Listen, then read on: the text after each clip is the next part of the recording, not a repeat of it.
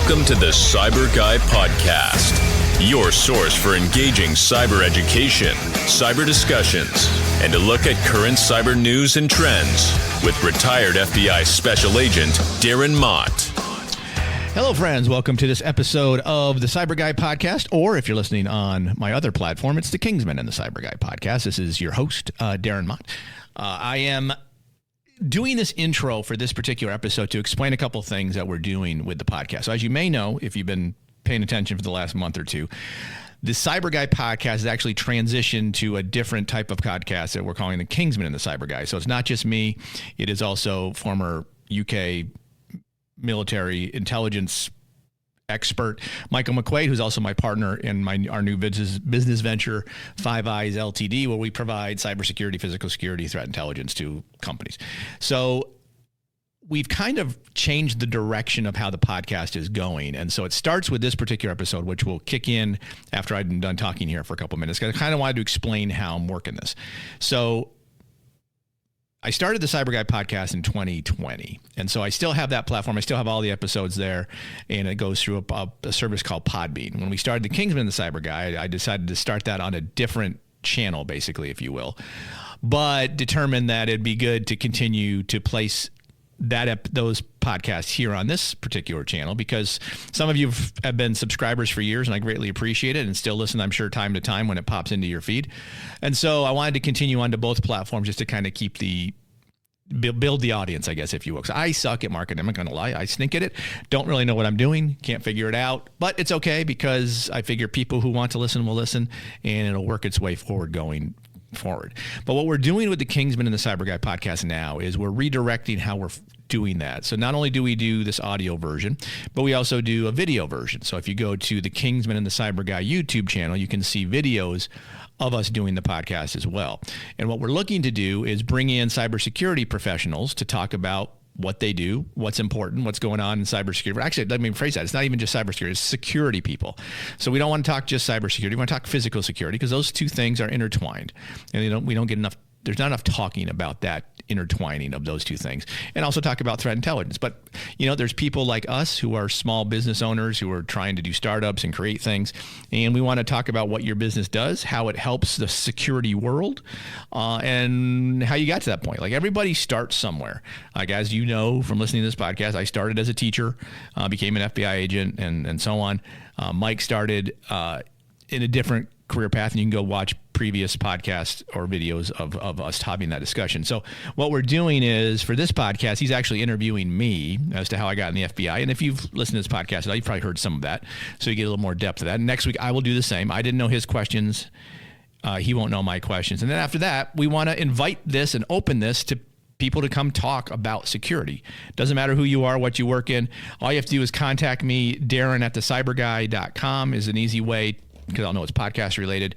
Or you can contact either one of us through Five Eyes. You can just go to the fiveeyesltd.com page, and you can find our contact information there. Well, I'll post it in the show notes, but it's dmod at fiveeyesltd.com or Michael at fiveeyesltd.com. So you can hit either one of us up there, and we'll get you on the list and have you on the podcast. We do this once a week, usually on Thursdays, but we can certainly reschedule it around your particular time frame. So for this episode, it's going to be Mike interviewing me as to how I got in the FBI. He has a different interviewing style than I do, so it'll sound a little differently. Again, if you want to see the video version of it, you can go to YouTube and see that, or you can just listen to this. There's not a lot of visual stuff. I do think we get a call or two from some scammers in the middle of it, so there's always that piece of entertainment, because I always have my phone on just for that particular purpose. So if you have thoughts, comments, questions, email me, Darren at thecyburguy.com. Let me know if there's topics you'd like us to discuss. I mean, there's tons of cybersecurity topics all the time.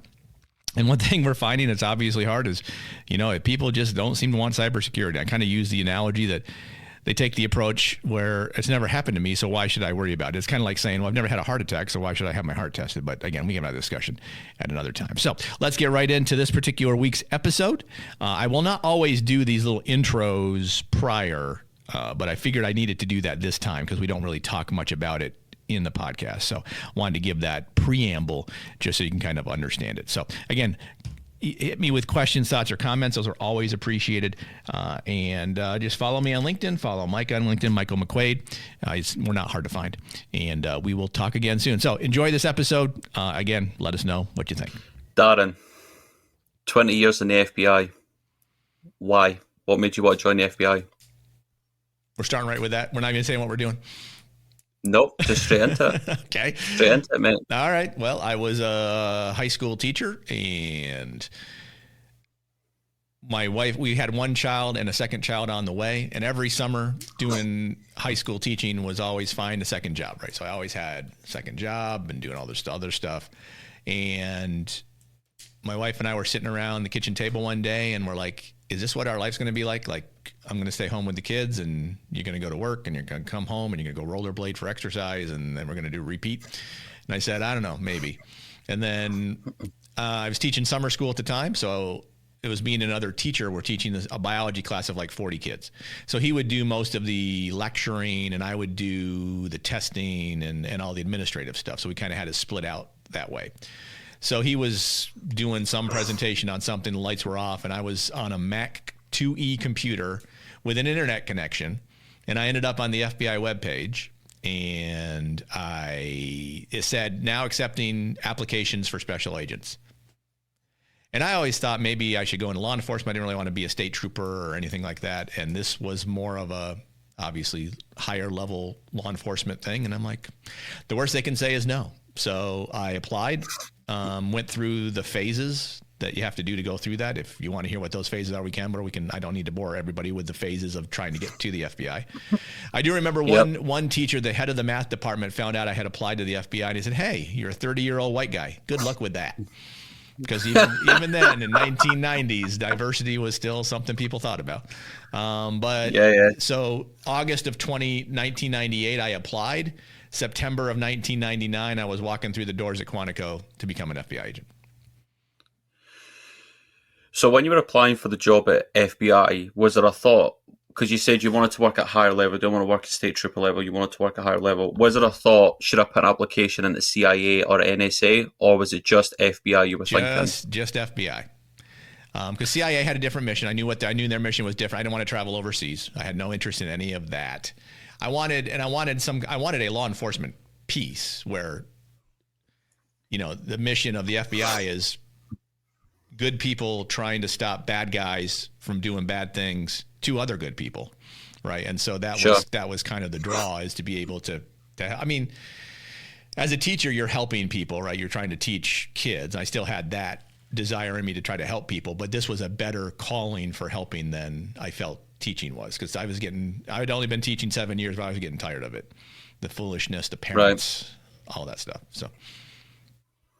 So when you were in the FBI, let's say the first 2 years in your career, were your expectations met, or were they exceeded, or were you expecting more? Oh, no, they were exceeded. It was great. It was better than I thought it would be. It was a lot of I'm kind of an introvert, so being able to work my own cases by myself was good. But obviously, you had squad mates that you could help do stuff. So there was still the group camaraderie type of work, but there was also your own work. And so It was, I loved it. It was great. Had no complaints whatsoever. It was awesome. Now, I'm going to go back. I'm going to go to the end of your career, but we will come back. So by the time you finished your career in the FBI, were your expectations met, or exceeded, or under par? I'd say exceeded. I mean, I tell everybody, anybody who ever asked, if they wanted to go in the FBI, I'd say it's great. It's a great job. It's a great organization.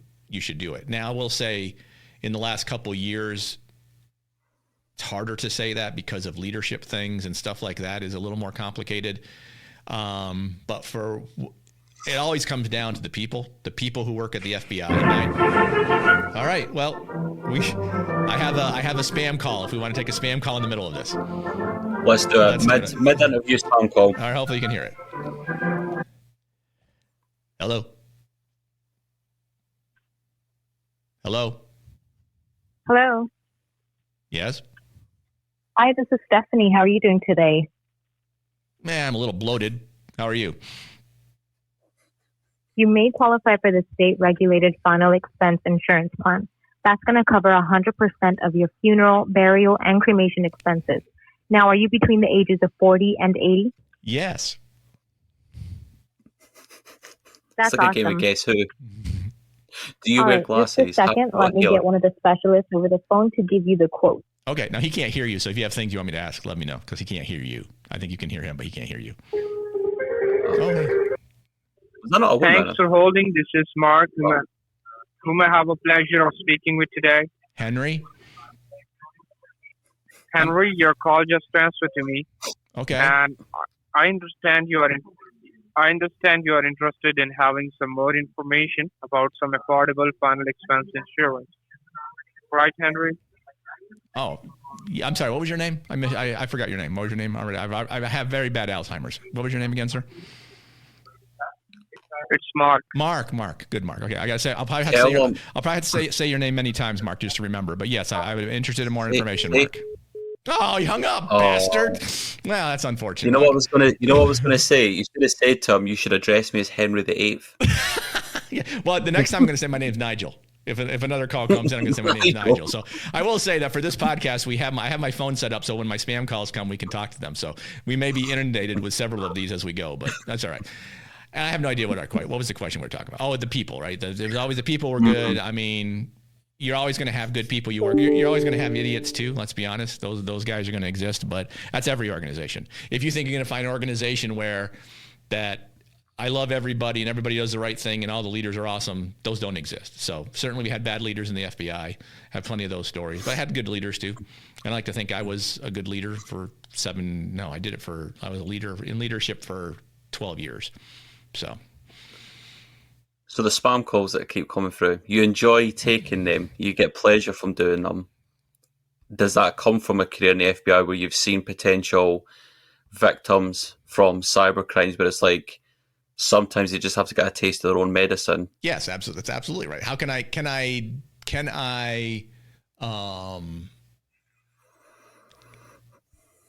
get in the way of what they're doing? I can't really think of the word, right? My Alzheimer's now kicking in clearly. Can I, distract them from what they're supposed to do and just waste their time? Can I waste their time so it's fun? I mean, when we're done with this, I'm going to turn my setting back off so I don't get them anymore. That's only turned on for the sake of content. Let's be honest. That's the only reason that's turned on is for content options. Love it. So you were talking earlier about the leadership in the FBI in the last couple of years as questionable. Can you give maybe one or two particular examples that makes you question that? So in the field, so you have basically three distinct entities of the FBI. You have the field offices, which are the 56 field offices. I think it might be 55 now because two of them merged into one since I've retired. But it used to be, when I was there, it was 56 field offices. They did the investigative work. Headquarters was the administrative entity that would get you money, would help you with overseas contacts and do the stuff administratively that you couldn't do in a field office. And then you had the legal attaches, which were FBI agents and personnel assigned to embassies overseas to be the liaison to law enforcement there. Okay, so those three entities. All investigative work takes place in the field offices. Towards the end of my career, there were a lot of politically oriented douchebags in leadership that decided to run cases from FBI headquarters. The whole thing with the Trump dossier, the Hillary Clinton, there's a ton of different stuff that I can use as examples. But that's not what FBI headquarters is for. Now, sure, they can manage major cases, and I was involved in two major cases during my career. They oversaw the administrative piece of it, but they didn't run the investigations. The investigations for those major cases were field office investigations, and so the field office agents ran that investigative piece. The headquarter piece was kind of to oversee coordination of it all. They didn't manage it. I mean, they managed it from a coordination perspective, not from a here's how you should investigate it perspective. And so that's where it kind of went downhill towards the end of my career when there was too much politicization of the organization. Now, people will say that's been going on forever with the FBI, and sure, I mean, Hoover had his issues with the mob. I mean, there's certainly things that were done incorrectly. And I would say in the early part of my career, the nice thing for me, I had a 5-year undercover operation. I was the online undercover agent, the case agent. I did everything. I was the only person on that case, and I did all pieces of it because at that time, they didn't know how to manage cyber cases, especially online undercovers. I never met with anybody individually, personally, as an undercover agent, online undercover agent. I simply talked with them online. So there was never the face-to-face, so I didn't have to go through the 2-week undercover school and get undercover certified. I did have to get have a psych evaluation once a year, which you'll be surprised to know that I passed and wasn't a problem. But again, they didn't know how to do cyber investigation, how to do online undercovers. I was one of the, I'd not say the first one, but I was pretty early in. We started doing online undercovers in 92, 93 with what was called innocent images, which had to do with finding pedophiles online, essentially, for the easy way to put that. But then when I got in, it went to more criminal activity online that we could attack that had priority status. So, yeah, that's a long answer to your question. So there you go. No, perfectly fine. So I'm glad you brought this up because I actually wanted to discuss this with you at some point. So the security industry as a whole, the professionals I find are very passionate about what they do. They're very caring individuals and they almost want to try and save the world. Sure. But there's pillars, there's barriers that stops that from being achieved. And there's so many rabbit holes you can go down from that being achieved successfully. And I think when you've had a career in the security profession, it doesn't even have to be government level, it could be at any level where you're in the security profession. There's one case, there's one story where it sticks with you. You remember it. If I say to you, remember that one case where you remember it, and it probably affected you in some capacity, can you recall what that case was? Because I'm thinking if you were doing the paedophile hunting, you must have seen some gruesome things that you've got kids yourself, you don't want to come across that. Can you recall one case, if you're able to talk about it, where it was just like this? It's almost like you walked out the office, went home, and it stayed on your mind that whole night. Well, yeah, it's the 5-year undercover because I did everything on it. I mean, I built the computer network, I built 12 terabytes worth of computer stuff with the assistance of a source. I'm not going to say it was just me. He certainly helped with stuff, and I had some other folks that helped there's a lot of people that helped from a data perspective. And in other words, at some point I had tons of data I had to collate through. So people from headquarters came down and helped me program like a Google search for all of my data. But I did 90% of the techie work on it. And when it would go down, I would have to drive out in the middle of the night and reboot it or whatever. I mean, it was 2001 to 2006 timeframe. So it was a long time ago, and I built everything from scratch. So when I needed a 1 terabyte server, I went and bought the CPU, the motherboard, 1,000 gig drives that would equate to a terabyte. I would install them. I would RAID them. I would put on the operating system, which was Linux. I would connected them to mirrored server. I mean, it was a whole thing. So that's always going to be the one because I spent the most time on it. I got an Attorney General's award for it for investigations. We ended up arresting people all over the world. Like I said, it was part of 2 major cases, the only one. So we had two back-to-back cyber takedowns in 2004, 2005. My case was the only one that was involved in both. The first one, it was me and a couple other field offices. The second one, it was me and different field offices. All the same. It was all intellectual property stuff. But first year, we took down domestic people. And then the second year, we took down domestic people plus overseas folks. So, yeah, I remember that one most vividly. But there's other ones. I was a program manager, FBI headquarters, and I assisted a field office with another undercover that had to do with a botnet. And that one I remember vividly simply because I got to go to the Netherlands twice to do the operational piece of it, which was it was fun in the sense I didn't do anything other than sit in a room all day and watch the Dutch police do their thing, but it was fun watching it. The outcome was fun. I had an FBI agent who had to fly in a plane from Washington field office. From Washington to Amsterdam with $37,000 in cash. That he said he never left his seat to even go to the bathroom because he was afraid of losing the money. So, because we use that to pay the botnet farmer. So is there a particular case that you can recall that affected you? And it's like, when you speak to businesses or people and you're explaining cybersecurity and the repercussions that come with it. Sure. When a business just doesn't get it, they think, I don't care. there's that case that comes to your head where you think, like, you think of what that victim went through, the emotions at that time in the room, what they went through, and you think, I don't want this person to go through what that person went through, but they're not listening to me. I got you. Okay, I understand. Yes, so it's not a case because the case never started, but it's an interview I had with a victim. And if you read my book, Get Cyber Smart, a user-friendly guide to protecting yourself, your business, and your family online, or your family, your business, and yourself online, it's the first story I mentioned, and it has to do with a lady who walked into the Cleveland field office with her neighbor. Her neighbor brought her in, and basically, the long story short, she had sent $200,000 overseas because she thought she'd won a lottery, that she got an email on winning the lottery. And I knew at that point there was nothing that we could do. We were never getting her money back. She had no evidence of the emails. We had nothing to track. You know, it was going to Africa, let's be honest. It was Nigerian scam kind of thing.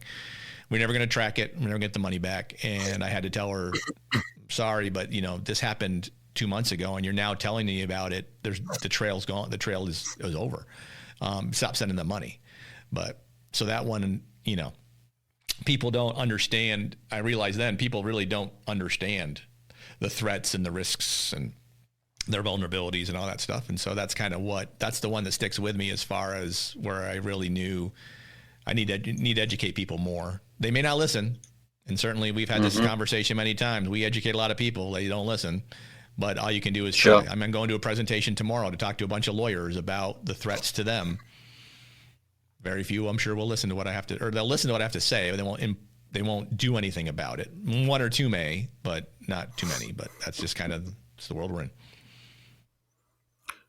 So see, because I've experienced this myself, so I know exactly where you're coming from on this one, but when you're speaking to businesses, so use the law firms as an example that you're speaking to tomorrow, and you tell them all this, and they still walk away and do nothing. What is that feeling like? Is it frustration? Is it anger? Is it just like, I feel like giving up, but I don't want to give up? What is that feeling like? Yeah, it's frustration, but but I'm numb to it at this point. And it's having this issue for 14 years. So I'm kind of numb, and you just keep plugging forward. Hopefully you'll get a couple people, because every once in a while you get someone that says, hey, that was really helpful. This helped me. This, you know, you protected this. Like I had a friend of a mother of a friend of my wife who found a guy on Facebook, and you know, she was convinced that, you know, he might be the one. Sorry, I had to sneeze there. And so we had her come over to the house, and I tried to walk her through, this is why this is a bogus profile. She goes, well, he hasn't asked me for any money, so I don't see what the problem is. And like, he had 169 people he followed on Facebook, but no actual like friends. All right, we got another scam call if you want to try it. Yep, remember you're Henry VIII. All right. Hello. Hello. Go ahead. Hello. Hey, Sabrina here. How's your day going? Yeah, I'm a little constipated, but how about yourself? I'm doing well. Thank you for asking. I am reaching out because we're offering new state regulated insurance plans designed to provide cash benefits to families during difficult times. So can you please tell me how old you are? 71. I was going to say 72. 71. That's great. Oh. You are qualified. My supervisor is on the line to help you compare the plans. Just give me a second, okay? I may even use this is your biggest achievement of your life. You have qualified for this. I'm going to use my British accent. Go for it. I really wish I could talk to them, because it would just chuck them. You are deemed to be qualified for the new plan. Just a second while I bring my supervisor in. Here we go. Boom. Here we go. Here comes the bomb. Thank you so much for staying on the line. This is Isaac. I'm a fund and expense product specialist, and I will be happy to assist you for the fund and expense cards. How are you? I'm good, Isaac. How are you? Thanks so much for taking the call. You're welcome, sir. I'm great. Thank you so much for asking. So we are appointed with an independent insurance brokerage that is appointed with 40 different insurance companies and licensed in all 50 states, and we are helping about 2,000 families a year for their whole life insurance. May I know how old are you? what's your age? 71. 69. 69. Can you repeat it again? How old are you? Yes, 71. 71. And what's your date of birth? Your birth date? June 3rd. June 3rd. And what's the year that you're born in? I don't know, what's 71 years ago from today? Mm-hmm. Are you sure you are 71-year-old?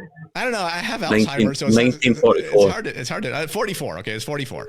No, crap. I screwed that one up. Sorry. That's my bad. I didn't think he'd quiz me. I didn't know math would be involved. I was unaware math would be involved in this. So, oh well. Another fail. Oh, love it. Right, back onto the questions. Try and get this done before more scammers come in. Yeah. We don't have to take any more calls. Yeah. This is like a cybersecurity call center, isn't it? Yeah. That's what it is. Okay, back to the questions. Yeah. So you chose to go into cybersecurity. Why? After the FBI?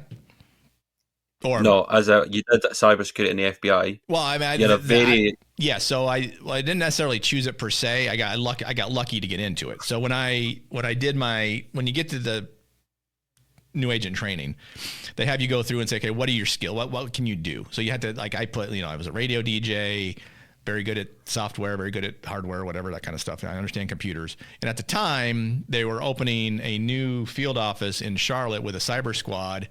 And I was the only one in my class that really liked the cyber-oriented stuff. Everybody else kind of was like, well, when are we done with this? And I'm like, let's give me more.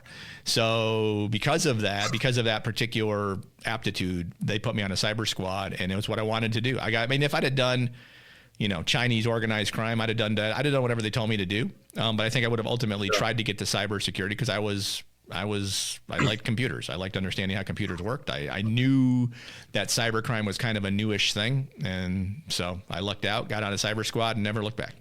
I did do counterintelligence towards the end, but it was largely counterintelligence with a cyber piece.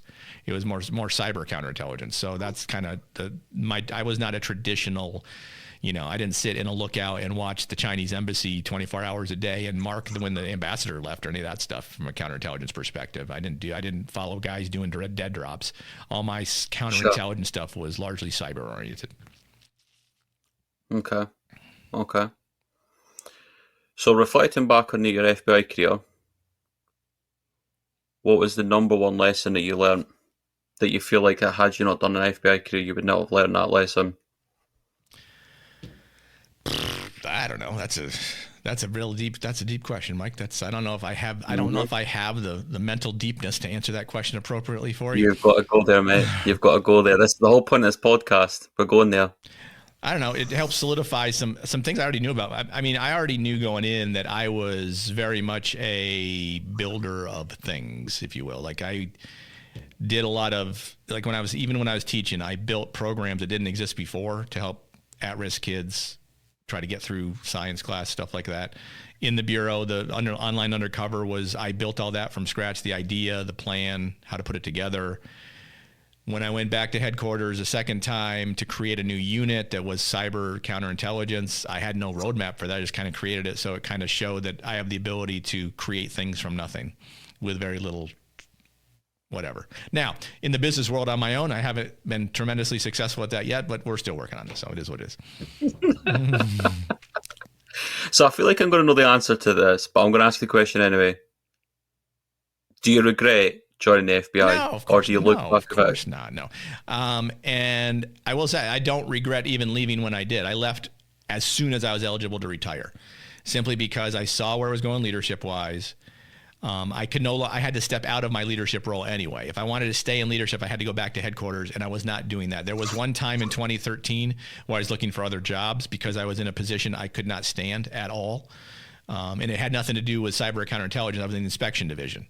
So I was basically internal affairs for a year, and it sucked as bad as anything you can imagine. But it was a necessary requirement within the leadership ranks at the time, even though I didn't proceed past it at all. So in the last 6 months of my career, I actually stepped down from my manager position back to just a plain agent. and lost, I don't know, a couple $1,000 from a salary perspective. But I knew as soon as I retired, I would get that money back pretty quickly. So as soon as I was eligible, I knew that my skill set was unique and I would probably find a job, and I found a job early. So it was good. I probably would have stayed in that job, except they changed what they were doing and it really didn't fit what I was wanting to do. So that's kind of why I left it, but that's a different story for a different time. So as we're recording, it's the 6th of November, 2025. If the FBI called you today and said, could you come back? Would you go back? Depends on what they're asking me to do.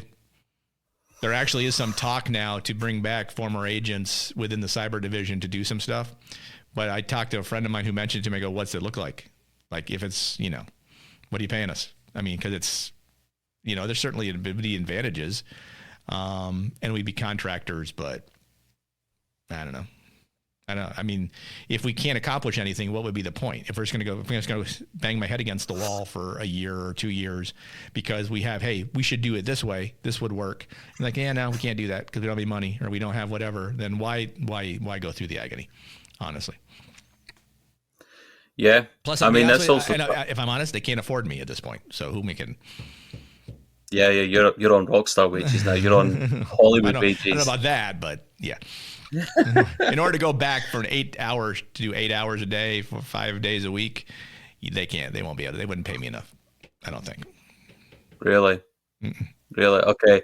So you wouldn't go back for the passion and the love of cybersecurity. The money's got to be right as well. Well, no. The passion is still to stop bad guys from doing bad things to good people. I don't think the leadership exists to further that goal, right? It's just kind of a lot of box checking and, DEIing and whatever. So. Yeah. Okay. So this, you must have thought this during your career, because I certainly thought this, right? Crime is an endless road, right? There's no full stop at the end of the sentence. There's no wall at the end that you're going to hit. So you kind of, did you ever feel like, what is the point in this? Because it's like, it's like if you bring down a criminal gang, a new one's just going to pop up. Probably 3 more are going to pop up, not just that one, 3 more are going to pop up. Mm-hmm. So it's kind of like, what's the point? Did you feel like that through your career, or even reflecting now, like what's the point? Because there's got to be guardians. There's always been bad people doing bad things. There's always got to be guardians to protect the people. So I never went into it saying, well, I can't wait. I don't know what I'm going to do when the cyber problem ends, but I'll figure it out then because I knew it would continue and it's going to continue. I mean, if you're working drugs, you're working counterterrorism. It's not like you're saying there'll be an end to this at some point. I'm going to have to find something else to do because history has shown human beings are human beings. There will be people that do bad things. There will always be people that do bad things, and there will always be a need for people to do the good things to stop the bad people from doing the bad things. Amen to that. So after your career in the FBI, you then went into private sector. Mm-hmm. So I did the same thing. I went from government into private sector. And did you notice massive differences? And if you did, what was the differences you noticed? Well, the difference was the pay was better. Let's be honest. But of course, that was better. Yeah. But like the leave was worse. The benefits were worse in a sense. Well, the health, but some of the benefits I didn't need because retiring from the FBI, you get health benefits for life anyway. So I didn't need that stuff. So, but I know people that weren't retired government who went to work for this company like this medical plan kind of sucks, but it is what it is. So there's those things that are worse. But as far as, there's just different type of bureaucracies. There's different bureaucracies. And I'm sure there are people that went into a job afterwards that are like, this is great. I mean, some of those people are going to be people that they have companies that are like, hey, and we just want FBI. We just want FBI on. And I was like kind of like this. I was FBI on retainer. They could say they had an FBI guy, right? So there wasn't a lot demanded of me per se initially, although I did a lot to try to provide value, but it was pulling teeth to say, what can I do to help with this stuff? And when I first got to my post FBI job, I said, hey, here's some things we can do that we can monetize this idea, and it just never went anywhere. So I kind of realized pretty quickly on that I was largely FBI on retainer. So if they had a potential contract that had an FBI nexus, they could say, hey, tell us how this would work from the FBI.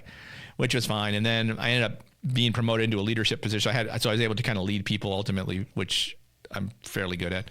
So that was pretty good. But I mean, it's all, like I said at the beginning, you're going to have bad leaders, you're going to have good leaders. Some companies like just have FBI mouthpieces. They go out and just do mouthpiece stuff and don't really accomplish much. But if that's what they like to do, good for them. I mean, you don't have to do it. If you don't like it, you don't. And that's what I figured out after year and a half. No, was it 2 years? I forget how long I was in that position, that role specifically. But I'm like, this is not working for me anymore. So I'm no good to you either. If I'm not, I mean, I'm not going to say I, quietly quit, but it was hard to accomplish anything with my attitude at the time. So it was better for me just to leave the company and do my own thing. Plus I had built some stuff up that allowed me to go and do some of my own stuff. So that was good. Yeah. But yeah. So overall, which one do you think is better to work in, government or private sector? Depends on what you want to do and how much you want to make and what you're willing to give up. So in your experience, which one was better? They both have, I can't say one's better than the other because they both have advantages. I mean, in the FBI, we were working, 60, 70 hours a week. But we enjoyed it. But some of the benefits were good. In the private sector job, if I wanted to come in at 6 and leave at 3, I could, no one cared. As long as I got my time in. So it didn't matter when but like the FBI had specific time. You had to be there for specific time periods. So there's a little more freedom in the private sector, but not all private sector companies are like that either. Some are like, no, you will be here from 7:15 to 4:30. And that's when your core hours are. So I didn't have that situation. So I can't compare it correctly because I had some leeway in what I was doing. Part of it was, again, I was FBI and retainer. They just were happy to have me. So I think so. Brilliant. So now, I remember when we had our first call, you were working at that private sector business. You were in your office. No, let's not talk that. No, I was at home talking to you, if you remember correctly. No, you were not.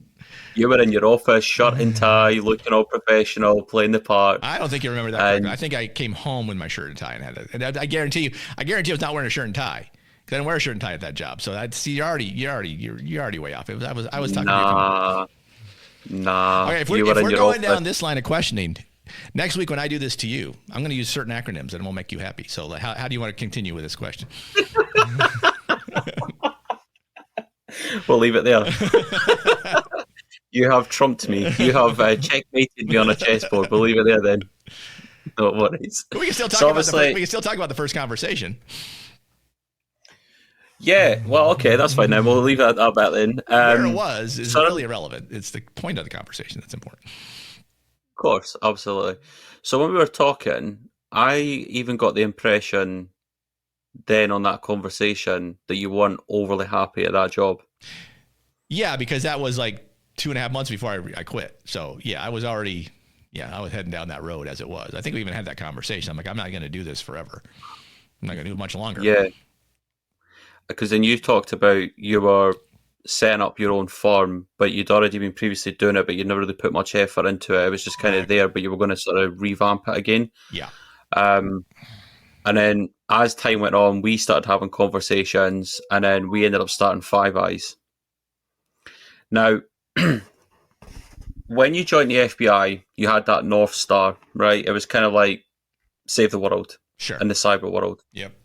What's the North Star for you when it comes to Five Eyes? What is it you want to achieve that if you look back, it's like, I'm happy with that? Well, it's the same idea, right? It goes back to the lady who walked in the Cleveland field office. She didn't know what she didn't know, and she got hosed. Let's be honest.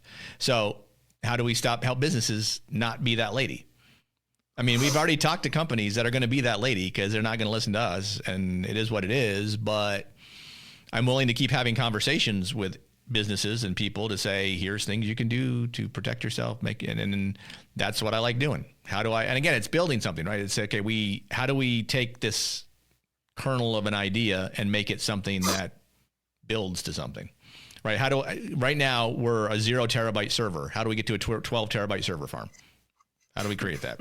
So that's what I'm trying to do. I'm trying to help build a 12 terabyte server farm.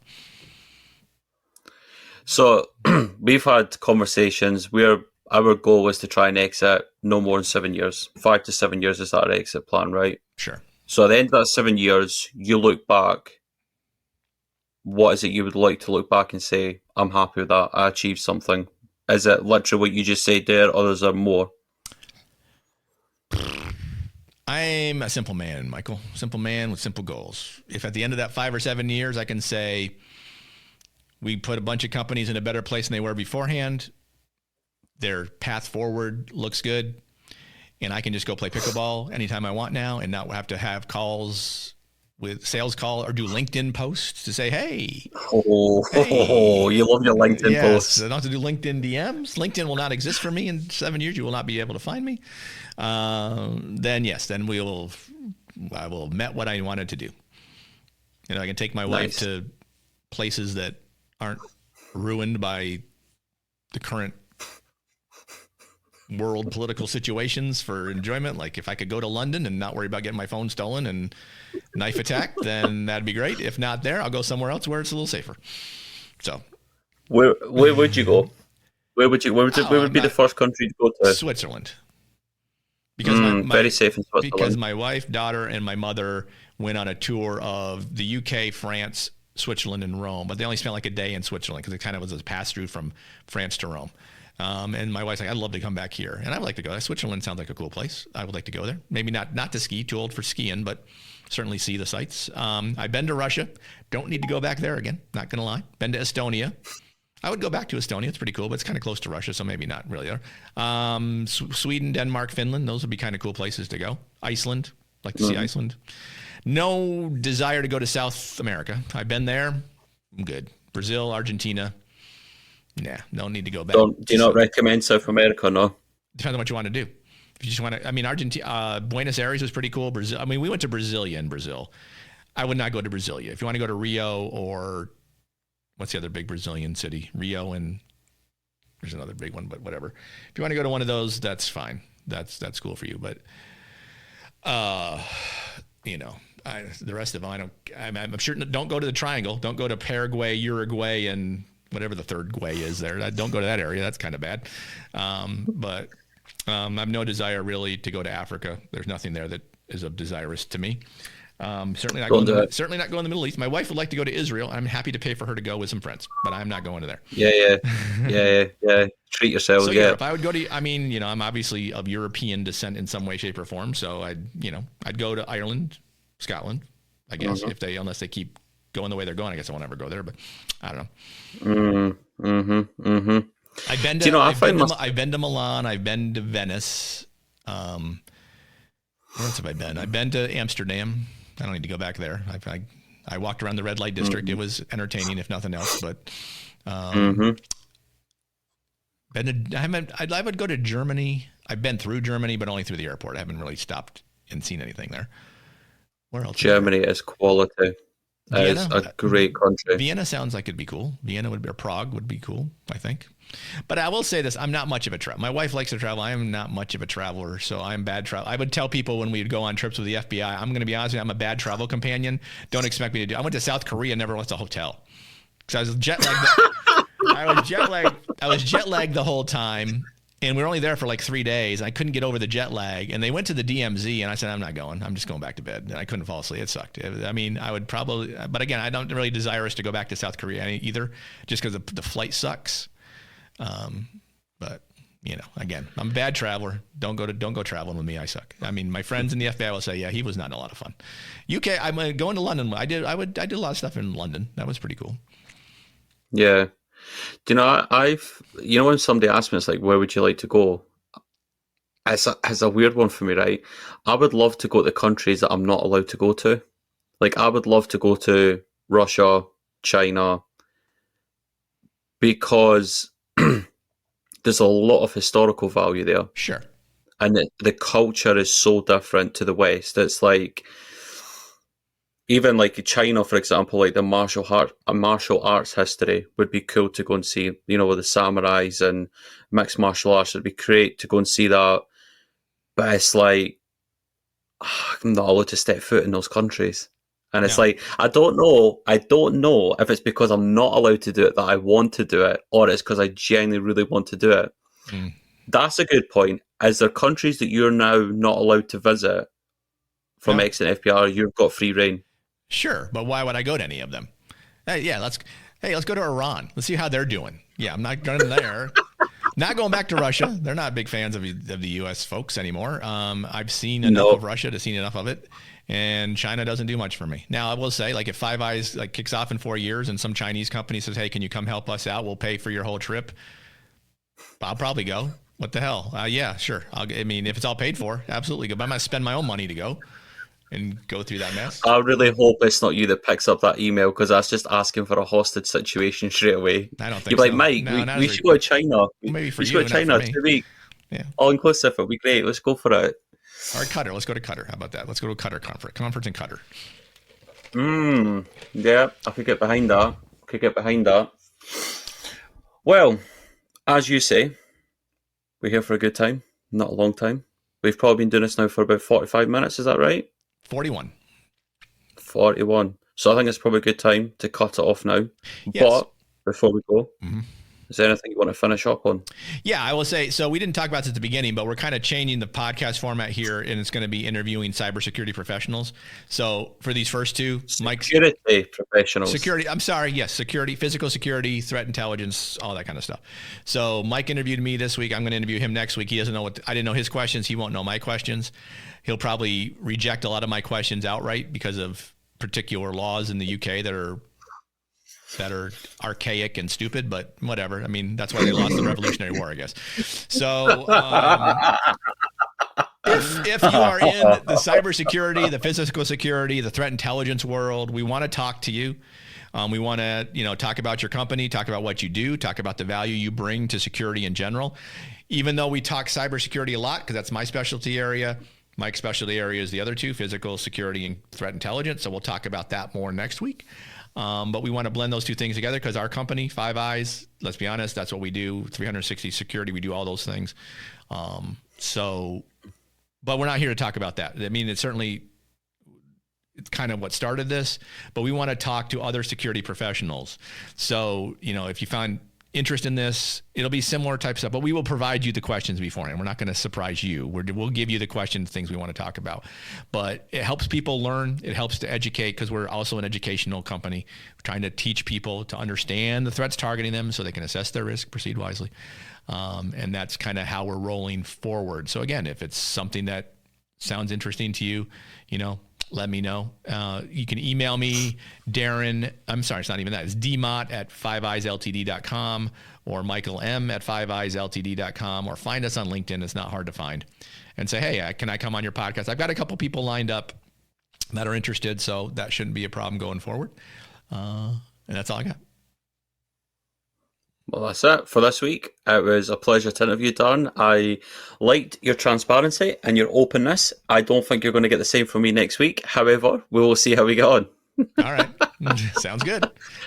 Let's roll it out. Cut.